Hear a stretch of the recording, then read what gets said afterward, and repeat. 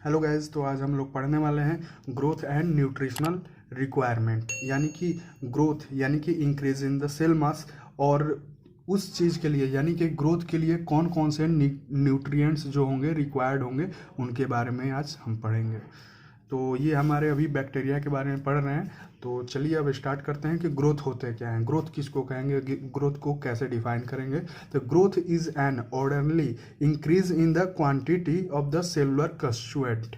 ठीक है, यानी कि ग्रोथ क्या है, ये जैसे सेलुलर कंस्टिट्यूएंट कहने का मतलब जिस चीज़ से सेल बना हुआ है, यानी कि जो भी ऑर्गेनिज्म हमारे सेल के अंदर हैं, राइबोसोम हो गए, साइटोप्लाज्म हो गए हैं, ये जितने भी हैं, इंक्लूजन्स हो गए, ग्रेन्यूल्स हो गए, ये जितने भी हैं, इनमें क्या होंगी, इंक्रीज इन क्वांटिटी, यानी कि इनकी इनकी जो होंगी क्या होगी, क्वांटिटी बढ़ेगी, जिसकी वजह से पूरे सेल बढ़ेगा। ठीक है, इनकी क्वांटिटी बढ़ेगी, उसकी वजह से क्या होगा, सेल बढ़ेगा। तो उसी चीज़ को क्या बोलेंगे हम, ग्रोथ इन द सेल, यानी कि growth is an orderly increase in the quantity of the cellular constituent. Cellular constituent की इंक्रीज क्वांटिटी को हम लोग क्या कहते हैं, ग्रोथ कहेंगे। ठीक है, अब बात करते हैं प्रोकैरियोट्स की।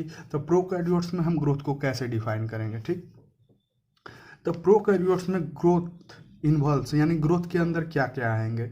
तो पहला आएंगे इंक्रीज इन सेल मास, यानी कि सेल मास उनका इंक्रीज करेगा। क्या करेगा, सेल मास उनका इंक्रीज करेगा, जिसके वजह से सेल मास इंक्रीज करते ही क्या होंगे, हमारे उसमें डीएनए स्टार्ट हो जाते हैं डुप्लीकेट करना। ठीक है, जैसे ये हमारा कोई सेल मास हो गया, अब इनका जो है साइज बढ़ रहा है, और ये समझ रहे हैं कि डीएनए है हमारा। ठीक, अब इनका साइज बढ़ रहा है, तो इनके साइज के बढ़ते के साथ ही हमारा डीएनए क्या होता है, रेप्लिकेट करना स्टार्ट कर देता है। ठीक है, ये जो डीएनए है हमारा, ठीक, ये रेप्लिकेट करना स्टार्ट कर देता है। ठीक, यानी डुप्लीकेट करना स्टार्ट कर देता है।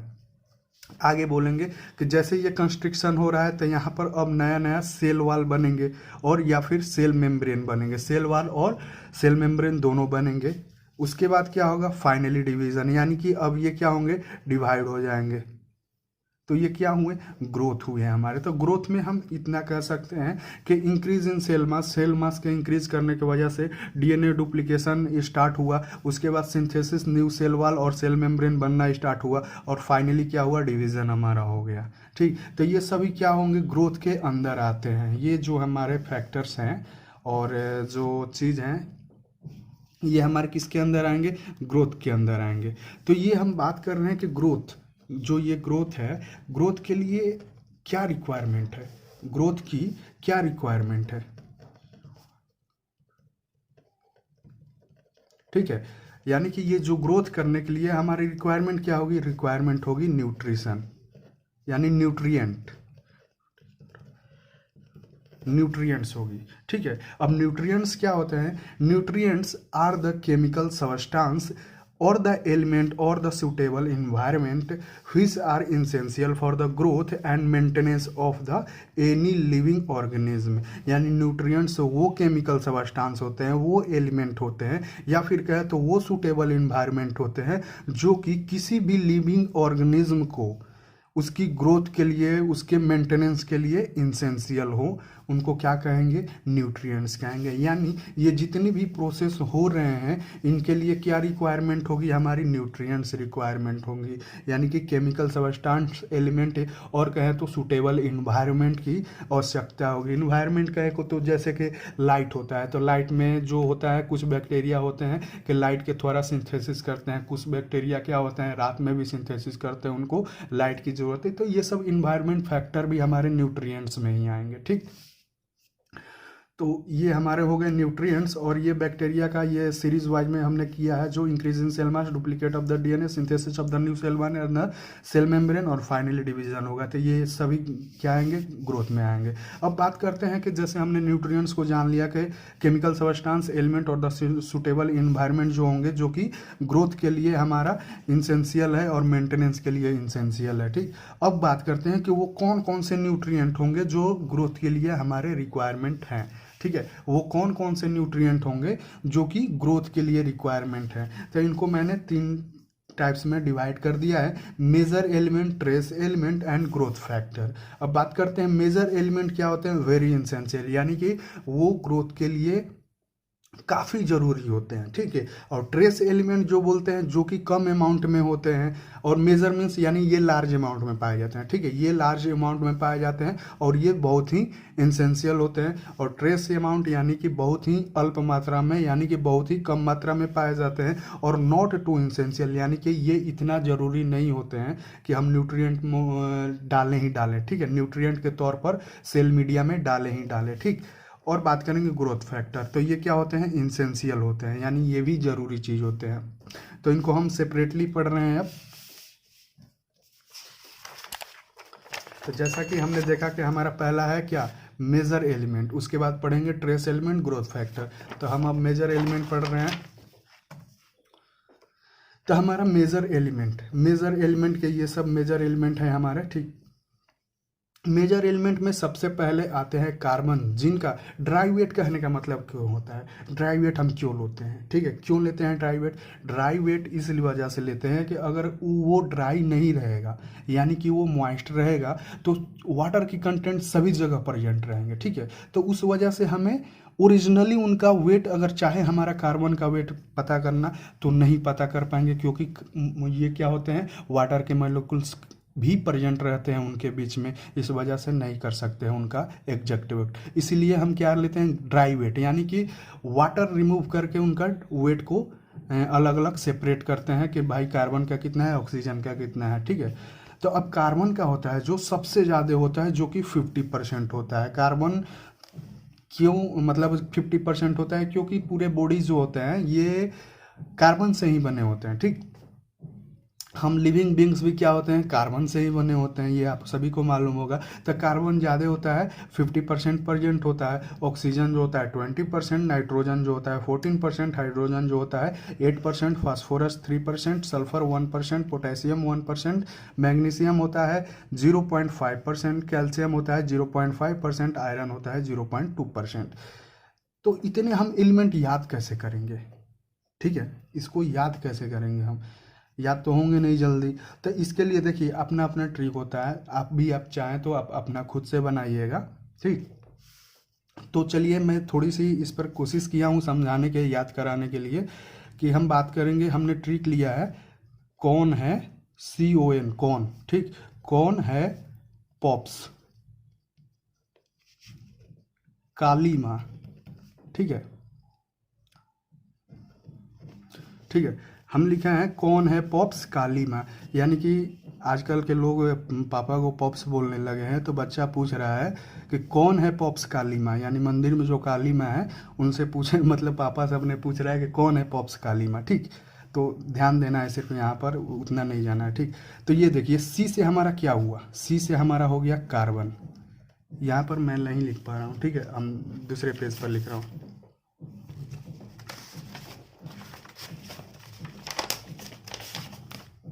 चलिए मैं इस पर समझाता हूँ। ये हमारा हो गया क्या, CON, कौन है पॉप्स काली माँ, ठीक। अब देखिए ध्यान देते जाइएगा, सी से जो हो गया हमारा क्या हो गया, कार्बन, ठीक है, कार्बन हो गया। ओ से हो गया हमारा ऑक्सीजन, ठीक है। एन से हो गया हमारा नाइट्रोजन, एच से हो गया हमारा हाइड्रोजन,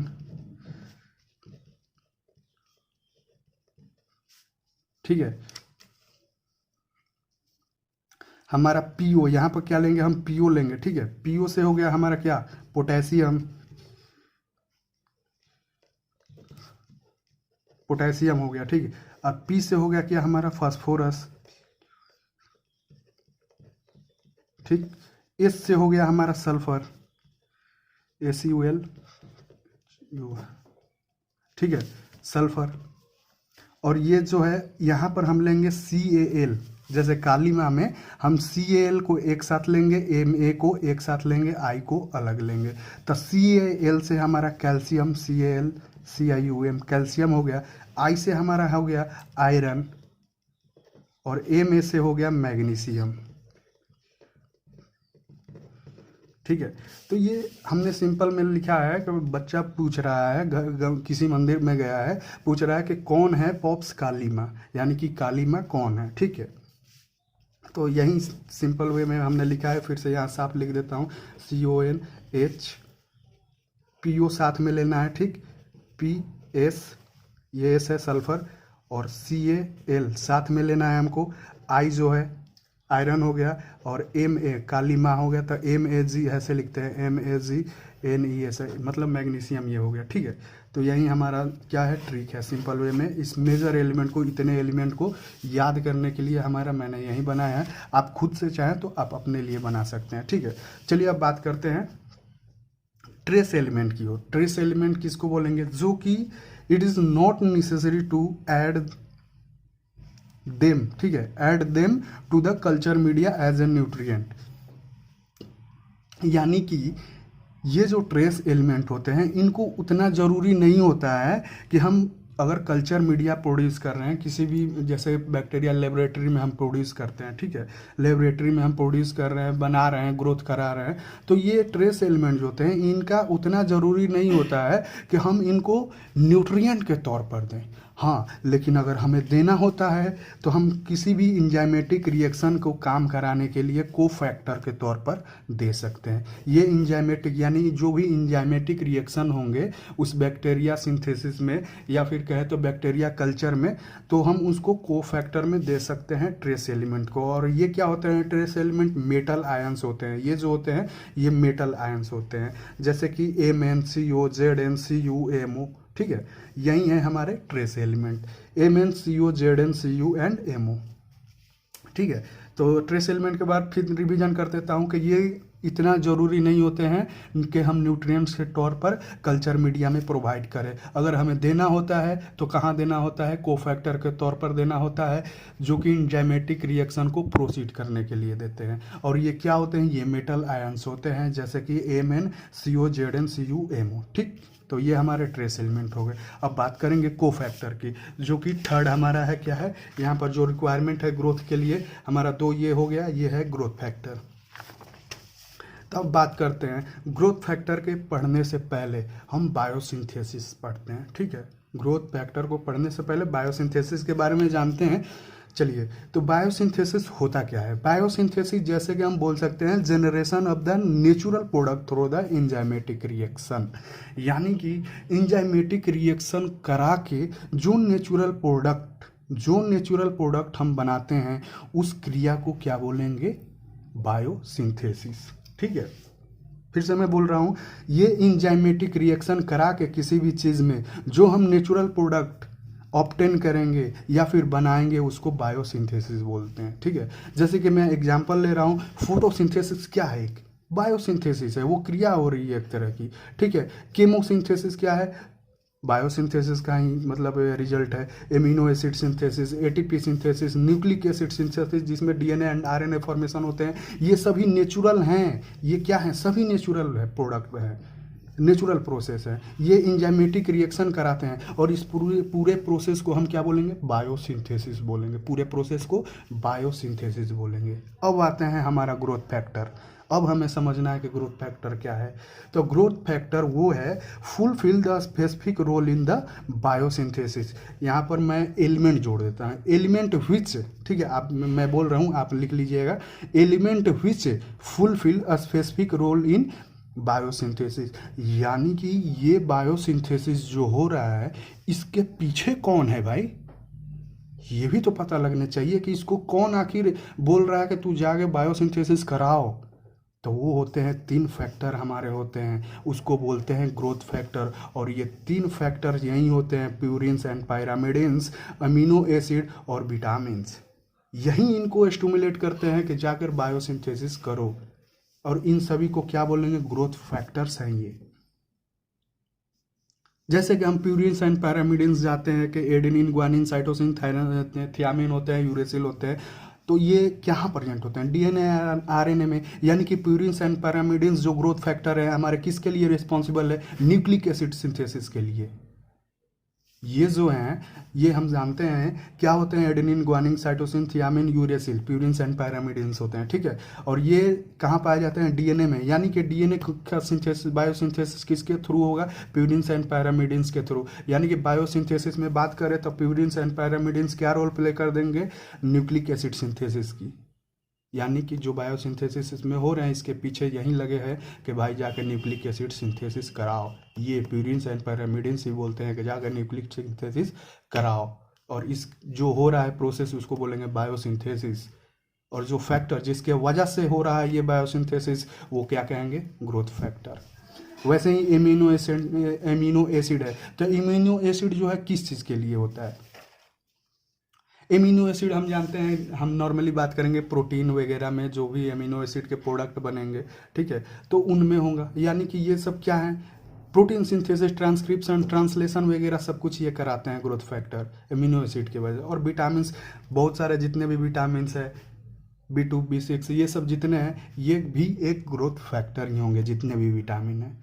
तो हमारे जो ग्रोथ फैक्टर के तौर पर लिए गए हैं कौन कौन से विटामिन, कौन कौन से फैक्टर लिए गए हैं, purines and pyrimidines, amino acid and vitamin लिए गए हैं। और बाकी जो हैं हमारे ट्रेस एलिमेंट और मेजर एलिमेंट में आते हैं। बाकी जो हैं हमारे ट्रेस एलिमेंट और मेजर एलिमेंट में आते हैं। और ये जो है अदर एलिमेंट में आते हैं जिसमें ग्रोथ फैक्टर हम बोलते हैं, ठीक है। ये बायोसिंथेसिस के लिए रिस्पॉन्सिबल होते हैं।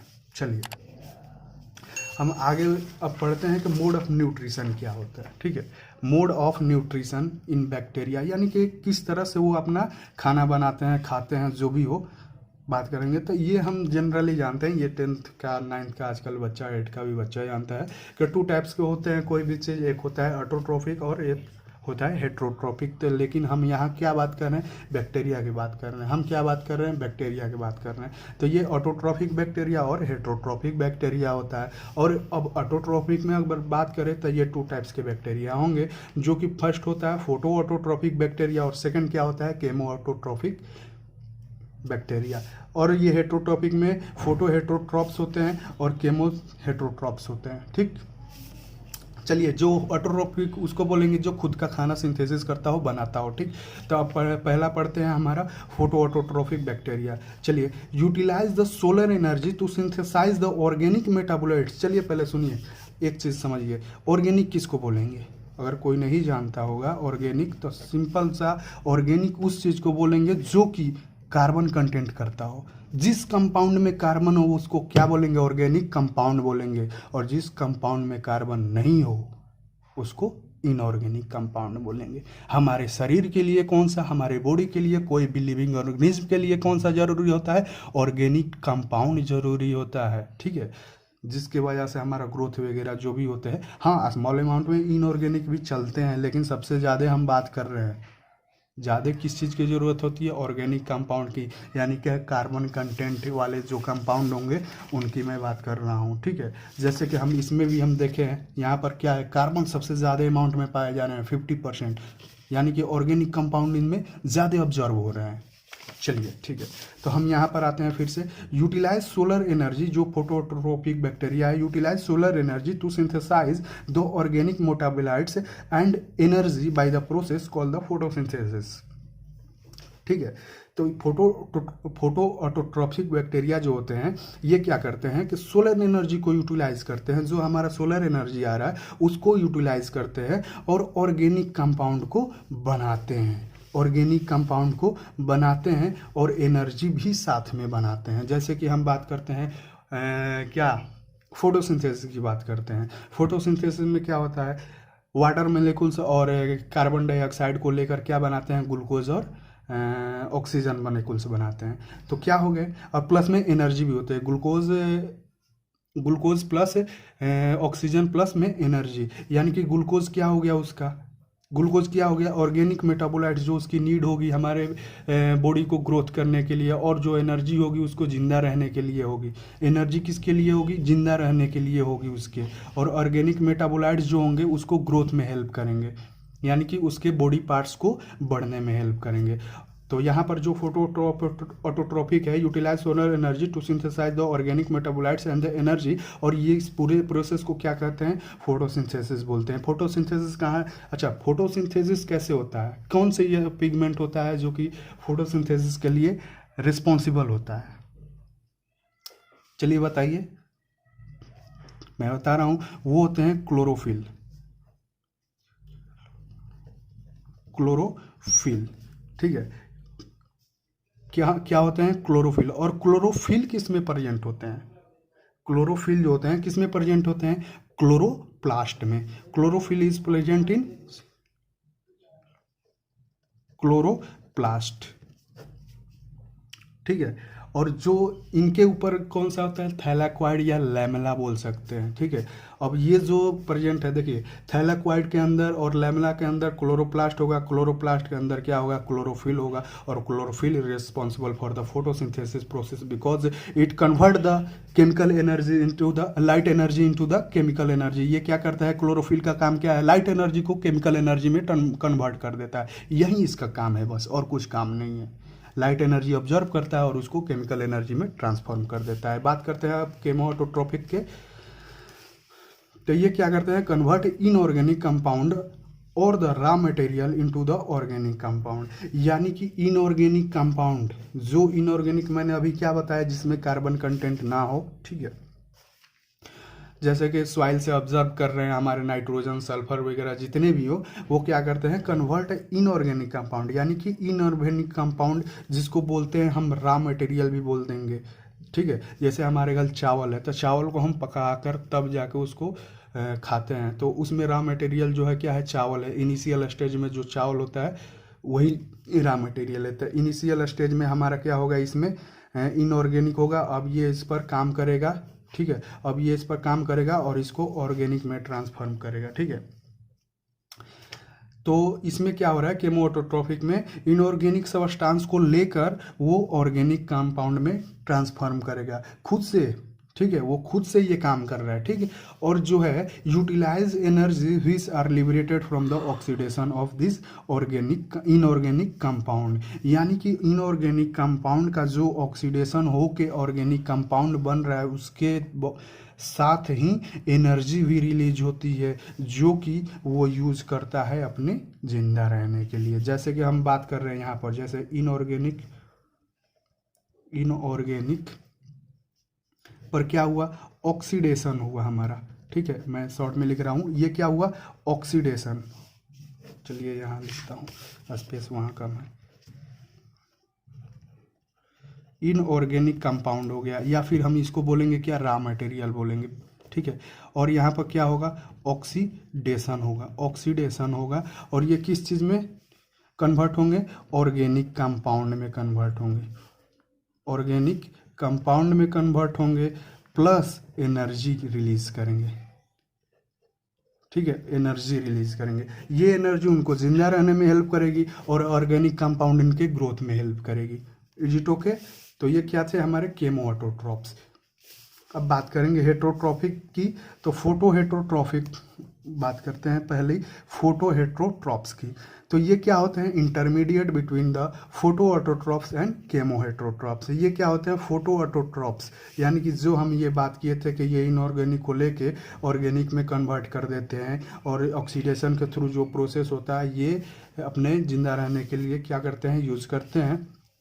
और यहाँ पर जो हो रहा है ये क्या है, फोटो हेट्रोट्रॉप्स, ये सॉरी नहीं ये फोटो ऑटोट्रॉप्स है, यहाँ पर है, गलती से मैंने बोल दिया, उसके लिए सॉरी। चलिए, ये फोटो ऑटोट्रॉप्स जो है, यहाँ जो सोलर एनर्जी को यूटिलाइज कर रहे हैं, ठीक है, कन्वर्ट कर रहे हैं सोलर एनर्जी को किस में, सिंथेसिस, किसके लिए, synthesis of the organic compound, यानी ऑर्गेनिक कंपाउंड को बनाने के लिए जो लाइट यूज कर रहे हैं, ये फोटो ऑटोट्रॉप्स है, ठीक है। यानी कि ये जो है हमारा फोटो हेट्रोट्रॉप्स, फोटो ऑटोट्रॉप्स और केमो हेट्रोट्रॉप्स के बीच का स्टेज है, ठीक है। केमो हेट्रोट्रॉप्स हम यहाँ पढ़ेंगे, और ये अभी जान लेते हैं, यहाँ ये पहला है। तो ये इन दोनों के बीच का स्टेज है, इंटरमीडिएट स्टेज है, ये जो है फोटो हेट्रोट्रॉप्स। अब इनके बारे में कुछ जान लेते हैं। ये क्या करते हैं कि utilise the light energy as their energy source, यानी कि इसमें देखिए ये किसका फीचर्स हो गया, ये किसका फीचर्स हो गया, ये फोटो ऑटोट्रॉप्स का फीचर्स है। यहाँ पर जो हमने पढ़ा ये फोटो ऑटोट्रॉप्स का फीचर है। The utilise the light energy as their energy source, यानी कि लाइट एनर्जी को अपना एनर्जी सोर्स के तौर पर यूज करते हैं, ठीक है।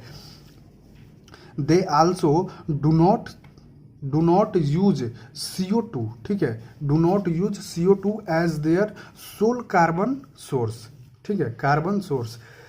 चलिए हम बात करते हैं सोल माने क्या होता है, आत्मा, यानी कि वो जो कार्बन लेते हैं, हमारा फोटोसिंथेसिस क्रिया होती है उसमें CO2 ही लेते हैं हमारे ऑर्गेन जो प्लांट होते हैं, और वाटर लेते हैं। यानी कि मेन जो कार्बन सोर्स होता है लेने का प्लांट का वो CO2 ही होता है, ठीक है, CO2 ही होता है, जो कि ज़्यादा प्रेजेंट होता है। 50% CO2 ही प्रेजेंट, मतलब कार्बन सोर्स के तौर पर CO2 लेते हैं, और इन्हीं का कार्बन क्या होता है, प्रेजेंट होता है उनके बॉडी में, ठीक है। तो यहाँ पर मैं बात कर रहा हूँ they also do not use CO2 as their sole carbon source, यानी कि वो CO2 को नहीं यूज करते हैं अपना कार्बन बनाने के लिए, जो उनके बॉडी में प्रेजेंट है कार्बन, उनको बनाने के लिए वो CO2 नहीं लेते हैं। जबकि अदर प्लांट्स की मैं बात करूं, ऑटोट्रॉफिक प्लांट की बात करूं, तो वो CO2 के थ्रू ही लेते हैं अपना कार्बन सोर्स, जिनसे उनका बॉडी बनता है। लेकिन यहाँ पर ये क्या कर रहे हैं, ये CO2 नहीं ले रहे हैं। तो भैया ले कैसे रहे हैं,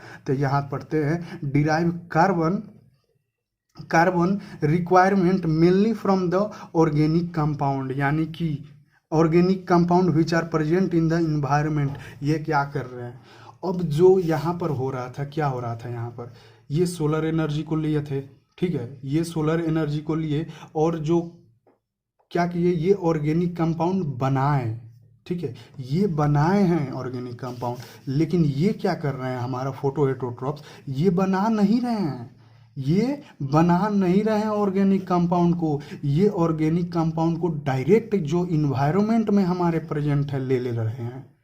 यानी कि बना बनाया हुआ खाना जो है, इन ऑर्गेनिक कंपाउंड जो कि कार्बन कंटेनिंग कंपाउंड है, वो डायरेक्टली ले रहे हैं, CO2 नहीं ले रहे हैं, ये ऑर्गेनिक कंपाउंड ले रहे हैं डायरेक्ट, यानी कि कार्बन कंपाउंड ले रहे हैं डायरेक्टली।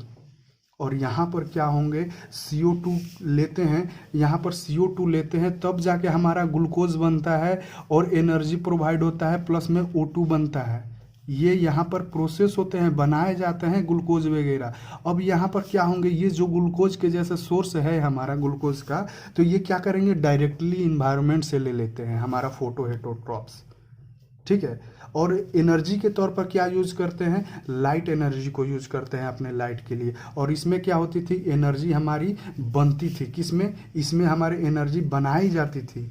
लेकिन ये क्या कर रहे हैं, अपना एनर्जी डायरेक्टली सन से ही ले रहे हैं, यानी कि टोटली ये दूसरे पर डिपेंड है, इनको हेटरोट्रॉप्स बोलेंगे। बात करते हैं केमो हेटरोट्रॉप्स की बात करें तो obtain organic substance as the source of the energy, यानी कि ऑर्गेनिक सबस्टांस को वो ले लेते हैं अपने सोर्स की तरफ, यानी ऑर्गेनिक केमिकल यहाँ होगा, ठीक है, chemical substance obtain organic chemical substance as the source of energy, यानी अपने एनर्जी के सोर्स में वो क्या करते हैं, ऑर्गेनिक केमिकल सबस्टांस को लेते हैं। और ऑर्गेनिक कंपाउंड को किस तौर पर लेते हैं, एज ए कार्बन सोर्स, यानी कि एज ए कार्बन के सोर्स पर किसको लेंगे, ऑर्गेनिक कंपाउंड को, यानी कि पूरे कंपाउंड को लेंगे। एनर्जी सोर्स पर किसको लेंगे, ऑर्गेनिक केमिकल को लेंगे, ठीक है।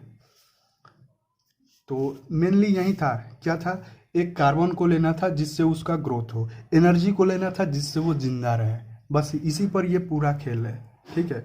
और जो कार्बन लेकर अपना खाना बना रहा है, ऑटोट्रॉप्स लेंगे, ठीक है। या फिर जो इनऑर्गेनिक कंपाउंड को खुद से ऑब्जर्व कर रहा है अपने इन्वायरमेंट से, और वो फिर खाना बना रहा है, ऑर्गेनिक कंपाउंड बना रहा है, उसको भी ऑटोट्रॉप्स बोलेंगे। जो डायरेक्टली ऑर्गेनिक कंपाउंड को, यानी कार्बन सोर्स को ले रहा है और खाना के तौर पर यूज कर रहा है, बना नहीं रहा है, तो उसको क्या कहेंगे, हेटरोट्रॉप्स कहेंगे। बस यही खेल है और कुछ नहीं है। तो आज के लिए बस इतना ही। Thank you.